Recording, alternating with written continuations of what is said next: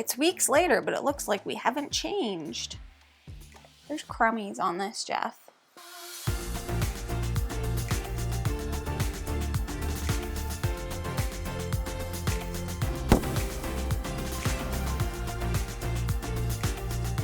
Hello everyone, welcome back to Foster the Meeple, a channel all about board games. And more board games. Exactly. We are back again with our next installment of our top 50 games of all time.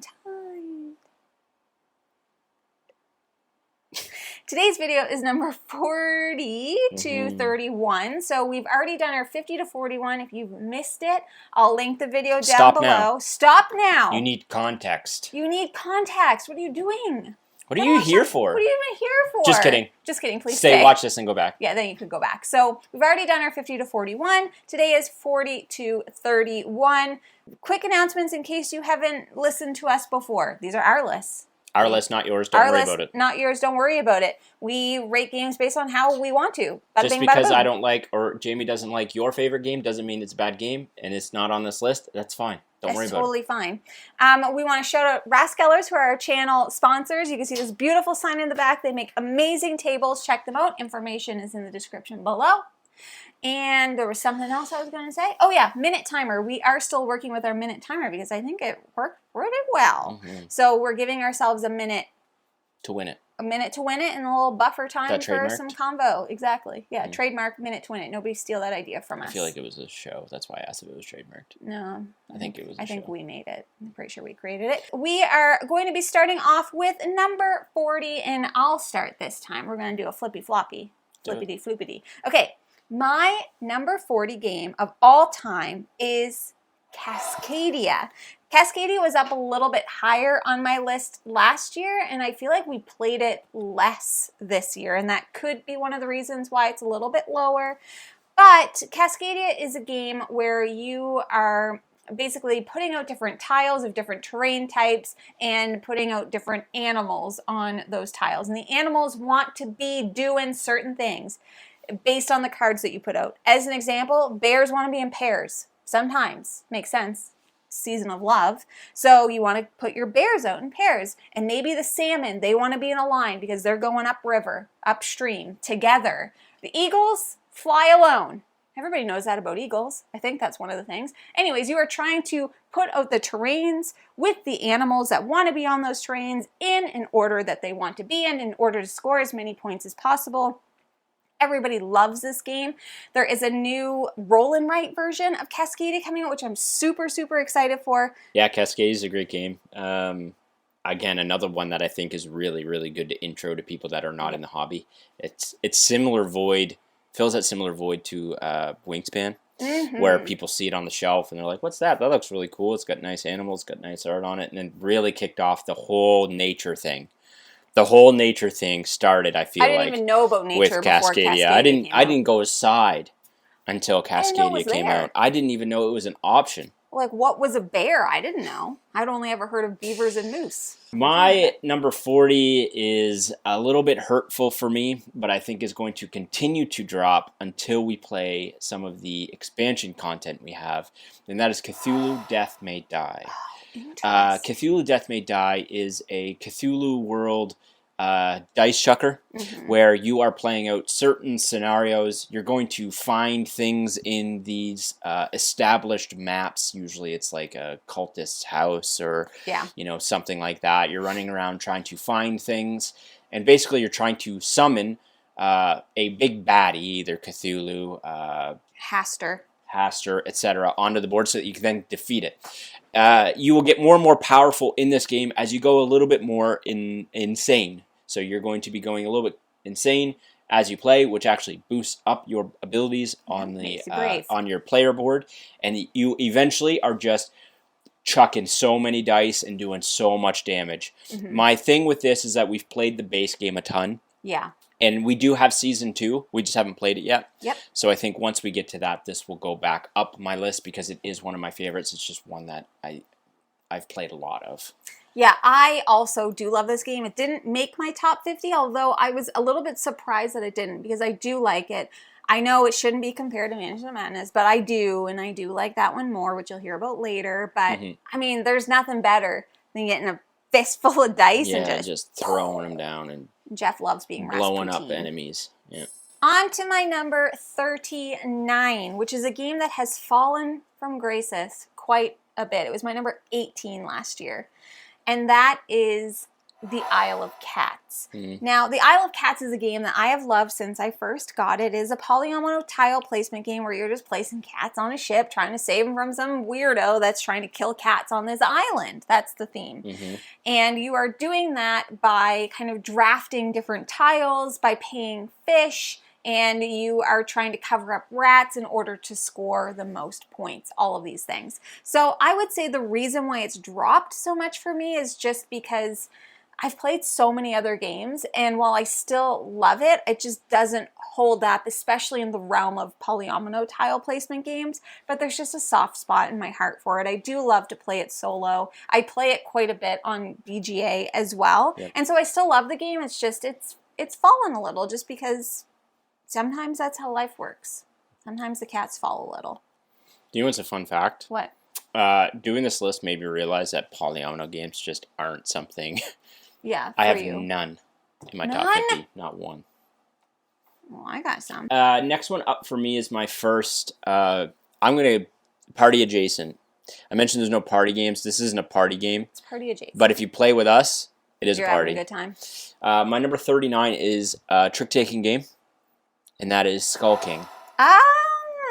Skull King is one of my favorite trick-taking games. Not my favorite, but one of my favorite trick-taking games. Skull King is a rowdy, pirate-themed trick-taking game where you have basic trick-taking methodologies with trump suits and colors. There's certain cards that you can add that kind of blow things up. There's a Kraken card in the expansion that when you play a Kraken card, the whole trick blows up and nobody takes it.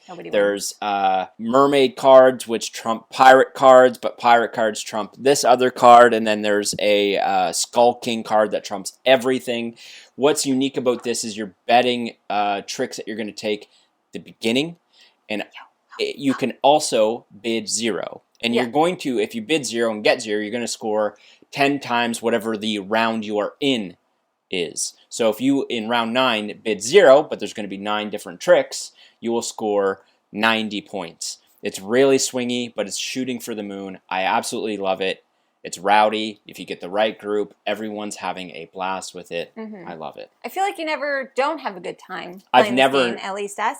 The problem is... What? I've never not had a good time with it. The problem is our dog is terrified of this game. Yeah, we can't play it here. We can't play it unless we go, yo, ho, ho. Because every time everybody yells, yo, ho, ho, Juno is like, I'm out. That's it. I'm terrified of pirates. I'm peacing out of this place. We've played this game at conventions in the past, and we've been in the play hall, and we're all like, yo, ho, and everyone's like looking at us and being like, what are they playing? And that's what I love about board games is when people see that stuff and they're like, I want to do that. Yeah. Yep, this one's fallen off my top 50 as well, which is crazy. I don't know. It's just, these lists, man, they're just tough. My number 38 is a little game. Most people have never heard of it, I don't think, probably. It's called Unmatched. Just kidding. Everybody knows what Unmatched is. But Unmatched is, it's not necessarily a 1v1, but we play it a 1v1, where you can play as all of these different characters, and it's a card-based game where you're moving around a certain map based on which set you're playing or whatever you want to do, and you are just trying to defeat the other person before they defeat you, and you're going to do that by scheming and attacking and moving and killing their minions and then killing them. It's simple. And I fully appreciate and love the simplicity of this game. I also love that you get to play as so many different characters, and like you could literally be like T-Rex versus Deadpool. Or you could be Bloody Mary versus Bruce Lee, because that makes sense. I just love it. And I do think that they have done really well so that all the characters feel like how those characters would play out. And I love Unmatched. I'm excited to see everything that they keep doing, and yeah, I just love it.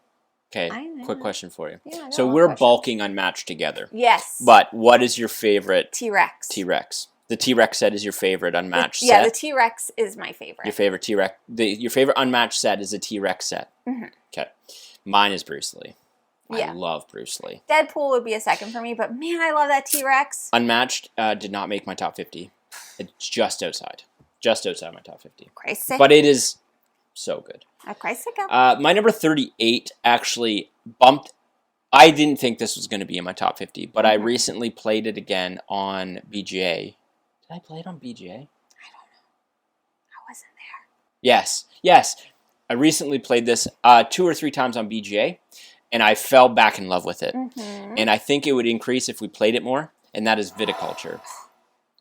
Viticulture is a winemaking themed worker placement game that I think most people by now in the hobby have heard about. The theme works so well with worker placement. You are basically trying to maximize the production of your vineyard. You have Mama and Papa cards. There's other cards that you can gain for bonuses and bonus actions and to ramp up your production. It's a race to 25 points, I believe. I can't remember. But it's a race to a certain point threshold. You're building out your vineyard with new infrastructure and new vines in your fields and getting different combinations of wine types and trying to basically turn that for profit. And it's just theme and mechanisms intertwining and meshing perfectly. You will hear about this much later on my list. My number 37 is a new to me game this year, and that is Black Sonata. First solo game?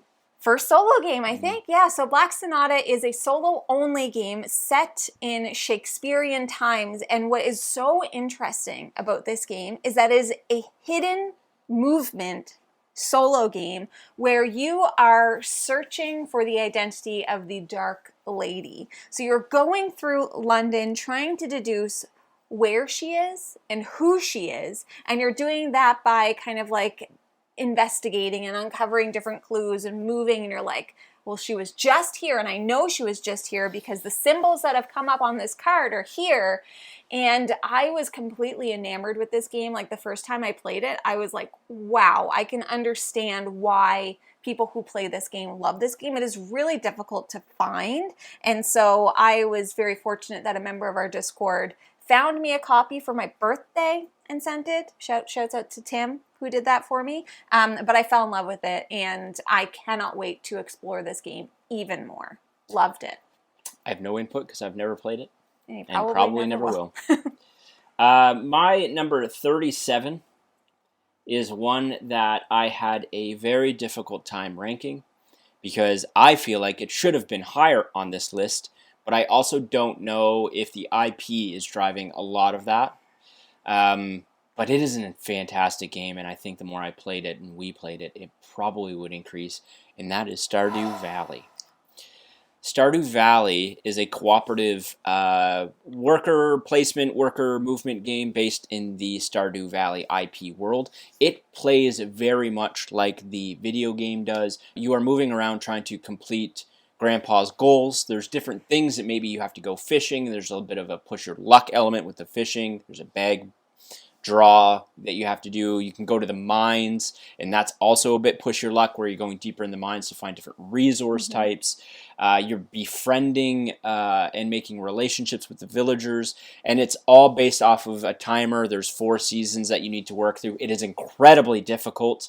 I don't think we've ever won this game, but every time I play it, I just want to return to it. I love Stardew Valley, the video game, full transparency, but this game is actually really, really, really good, and I'm surprised I don't hear more people talking about it. It's fantastic. I'm surprised that it's not higher. Mm-hmm. Yeah, I'm surprised. My number 36 is a little game called Awkward Guess. Do you know what I'm realizing about myself in the same way you're realizing about Polyomino? I freaking love deduction games. I do. I love solving mysteries, murders, crimes. Maybe that's why you always want to be a detective. Maybe. Who knows? But maybe it's why I love true crime so much. So Awkward Guess is kind of like Clue Plus. There is a billionaire who has been murdered in his own home, which is quite a rude thing to do, but you are trying to deduce who has committed that murder. Do they have any accomplices, etc., etc., etc. And you're doing that by exchanging information with other people around the table. You might be like, well, I want some information on the kitchen and the sisters. And around the table, people might be like, well, I've got 3 points worth of cards on those things. What do you want to trade me for? And you're trading information in order to deduce the answer, basically. It's so fun. We've never not had fun playing this.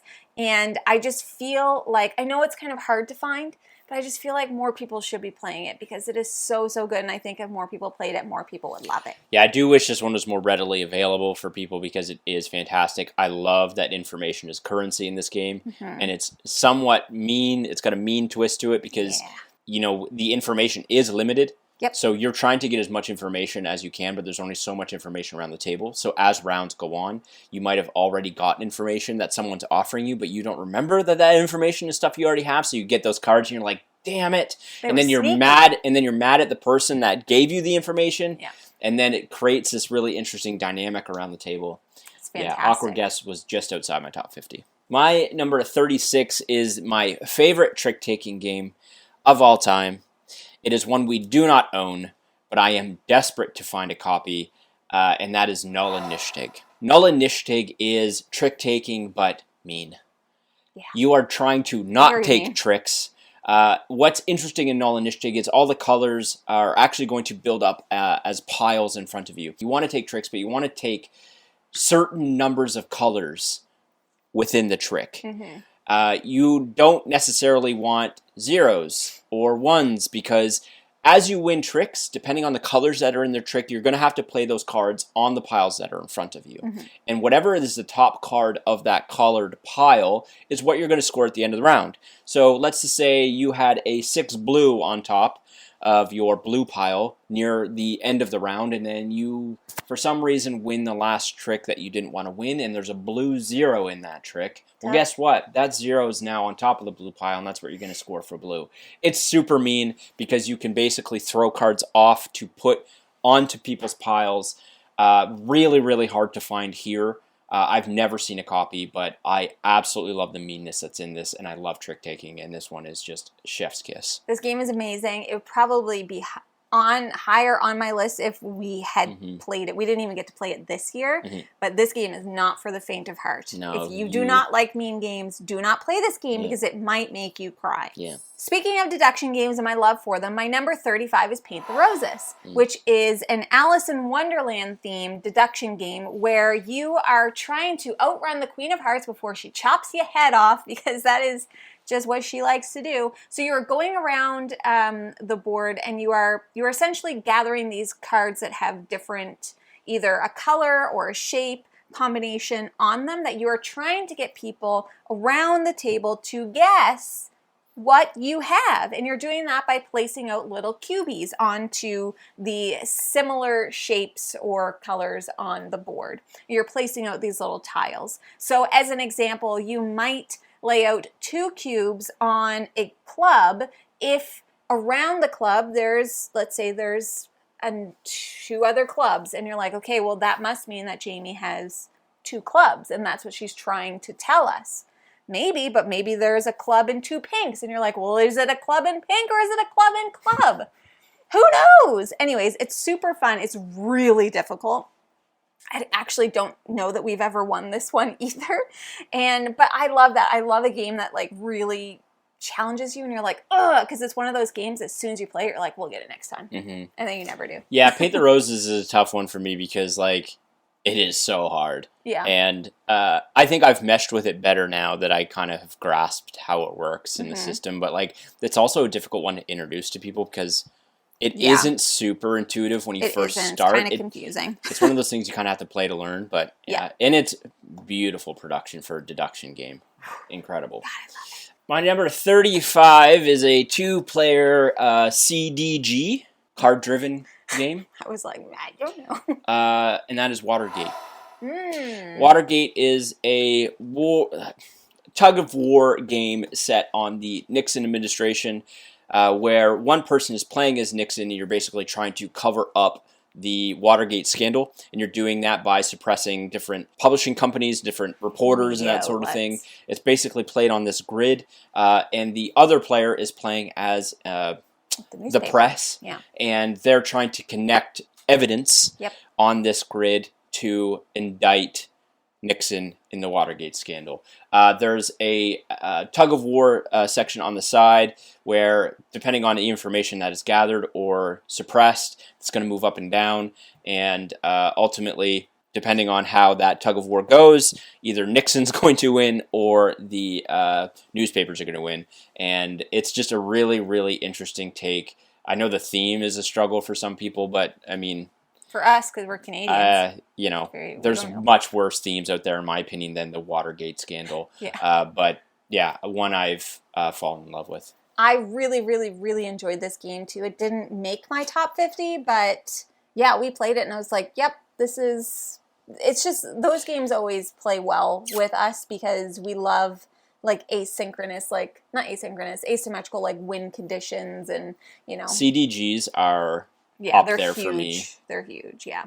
My number 34. Speaking of games that are difficult, because I apparently love torturing myself, is Ghost Stories, which is one that we haven't gotten to the table in far too long. I think it would definitely be higher up on my list if we had. But in Ghost Stories, it's essentially like a tower defense game where you have all of these different ghosts or spirits kind of coming in at you into this village that you are trying to defend, and you are trying to get rid of these spirits before you and whoever else is playing with you dies, which guess what?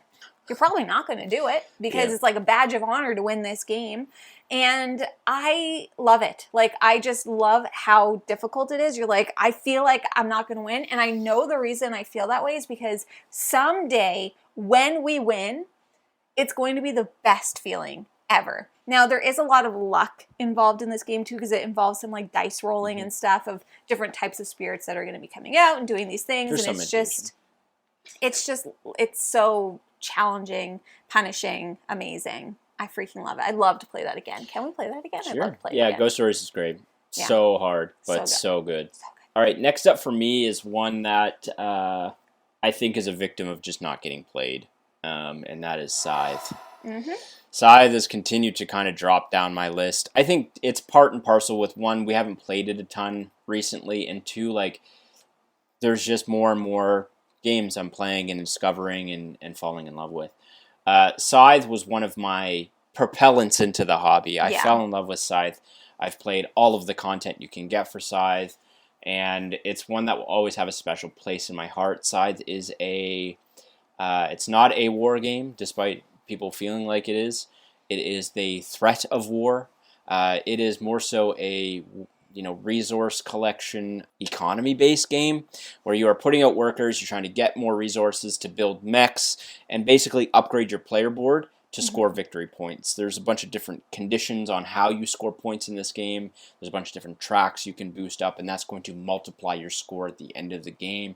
You're trying to get to the centerpiece to get a factory tile, which expands your player board. You're trying to get favor of the local groups, the local communities that are around, and it's just one I'll always love.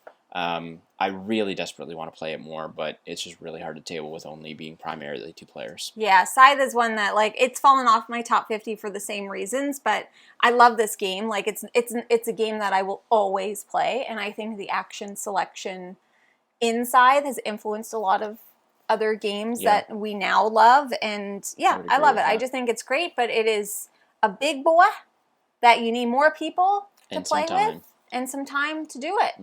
Yeah, I love it, though. It's a great game. Okay, my number 33 is a little game called Heat. Pedal to the metal. I love it. It's a racing game. So Heat has climbed up my list a little bit. Another one that I want to play more. I'm going to say that about every single game. But essentially, Heat is a racing game that comes with so much freaking content that I feel like you just can't get bored of this game. So essentially, you choose a map. You could choose a variant where you could just play the base game, and you are shifting gears and you're playing out cards in order to move spaces. But the difference is you have to be really careful because there's certain areas of the board, primarily the corners, that if you go too fast over the corner, you could like burn out and you have to gain heat cards into your hand, which are just taking up space. At its core, it's a pure racing game. I play this all the time on BGA now. We have played with a couple of the expansions, like the weather expansion. Then there's one more. There's also a campaign mode that comes into the game. It's just like oozing with content, and there's a new expansion coming, Torrential Rain, which you know I gotta get. But I love a good racing game. Everybody knows that. Yeah, I also love Heat, not on my list, but yeah, the amount of content that's in that box is bonkers. Mm-hmm. And the AI is very challenging. I think Heat is probably, of the racing games, the pure racing games I've played, is probably one of the best ones. Mm-hmm. My number 33 is the first in the Eric Lang trilogy, Blood Rage, Rising Sun, and Ankh, Mm-hmm. one of which is not on this list, two of which are. And that is Rising Sun. So Rising Sun is a troops on a map game where you are just trying to gain control of different territories. There's a bidding mechanic in Rising Sun that you're bidding on doing certain actions Mm-hmm. that each player has access to, but if you bid the most, you get to do that action. It's a really interesting kind of asymmetrical faction, but there's a lot of talk around the table of bluffing and building relationships, but not fulfilling those relationships, and backstabbing.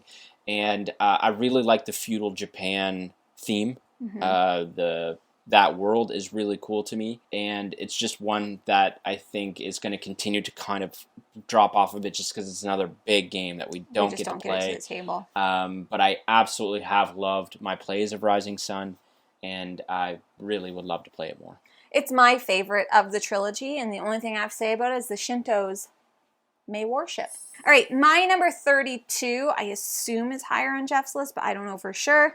That is Fantasy Realms. Fantasy Realms is the only, it's not on your list? Wow. Wow. Oh, I'm wasting my time. Fantasy Realms is the only true card game on my list, and it is one of those games that we will just always pull out.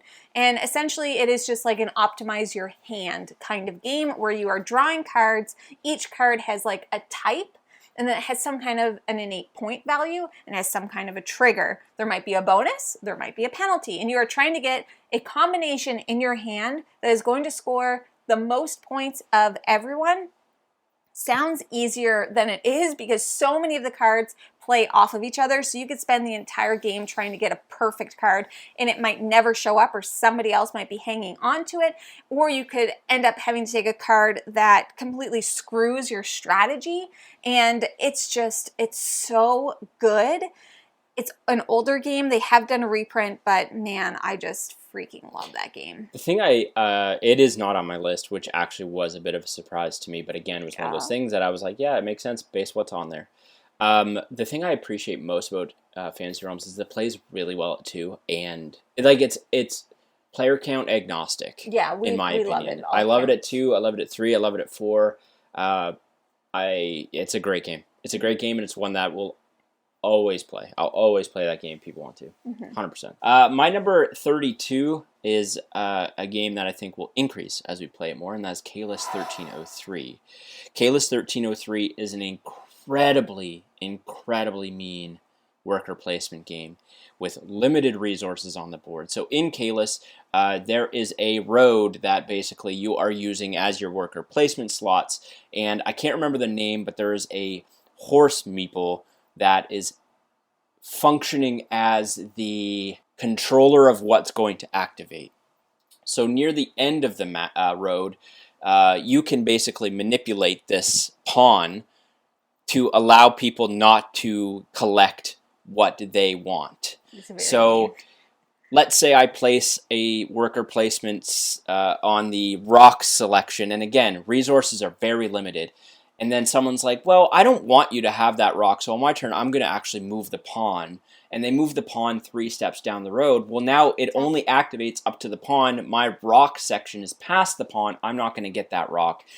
It's so frigging mean. Workers are currency. It's an incredible game, and one that I think is going to increase as we play it more. So good. Yeah, I would say the same for me. It didn't make my top 50, but it was not too far behind. I was actually almost surprised it didn't, but I'm like, yeah, it makes sense. I think we just need to play it more, but it's so good. But we love a mean game, so we do love a mean game. You just keep that in mind. Okay, my number 31 is fallen down my... Don't look. I saw it. You dink. It's fallen down my list a little bit because we didn't get to play it as much this year. This one bugs me. That is Cuba Libre. So Cuba Libre is a I'm coin actually offended. game. It is the only coin game that I have ever played, and it is a game that I really love. I do, but we just didn't get a chance to play it as much this year. It is a game that we've never been able to physically sit down and play in person, and I think if we did, it would skyrocket. But everybody's playing as a different faction. There's July 26th, the Directorio, the government, and the mob. Syndicate. The syndicate. And everybody has a different objective that they are trying to meet in order to win this game. You are trying to like make relationships with people, you're stabbing people in the back, you're really trying to like take over different areas, and you're playing out actual like history as it's happened. I love this game. It was higher on my list last year. It was 23, now it's 31. We just need to play it again and play it more, because otherwise it's just going to slip. It just is what it is. And it's not cute. If it were cuter, maybe it'd be higher. I have no comment other than how dare you. My number 31 is probably the biggest shock to me of this entire list. Wait, side note. We could just sit down and play it at 2 each. Absolutely, we could. Why don't we do that? I don't know. We never thought about doing that. I absolutely have.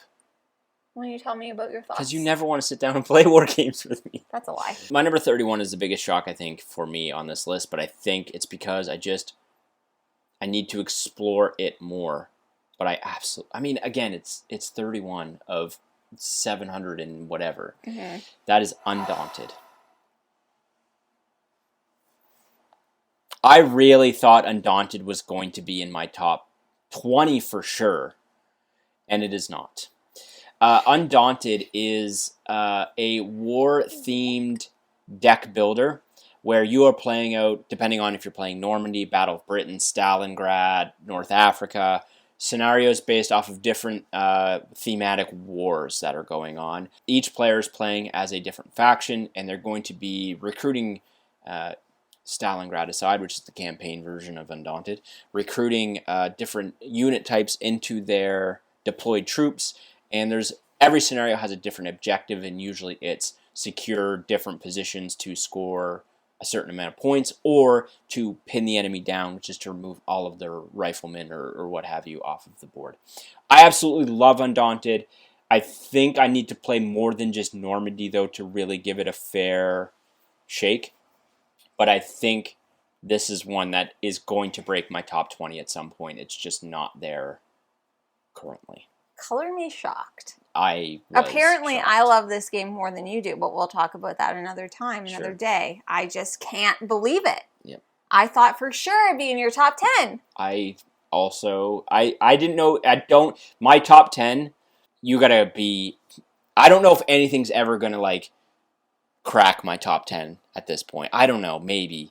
My top 10 though are like, those games are games that are like a different stratosphere for me. That is the next installment of our top 50, 40 to 31. The next one that we're going to be coming at you with is 30 to 21. And then it's going to be 20 to 11. We're getting serious at that point. And then guess what? It's the top 10. And that one, well, those are the best games in the entire world. It's not even our opinion. It's subjective. That is everything that we have for you today. Now, if you're interested in buying board games like any of the many we mentioned today, you should first start by checking your friendly local gaming store. And for us, that is... Boardroom Game Cafe. Heck yeah, it is. You like snacks? I do. Perfect. Where do people get snacks? Lunch pack. $5 off coupon? Down below. We love to see it. If you like what you see, please subscribe. We hope to see you again soon. And now we say goodbye. Goodbye! Later days. Oh